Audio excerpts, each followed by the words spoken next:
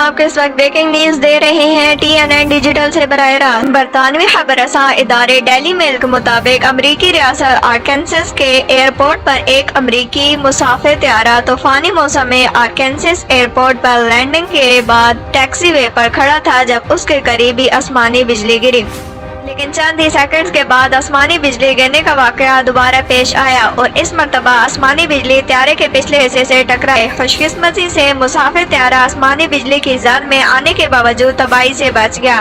माहिरीन के मुताबिक दौरान परवाज त्यारों से बिजली टकराना बहुत ज्यादा आम है और ऐसा होने पर वो नीचे नहीं गिरते। दुनिया भर में रोजाना की बुनियाद पर किसी एक त्यारे को आसमानी बिजली की लहर का सामना होता है।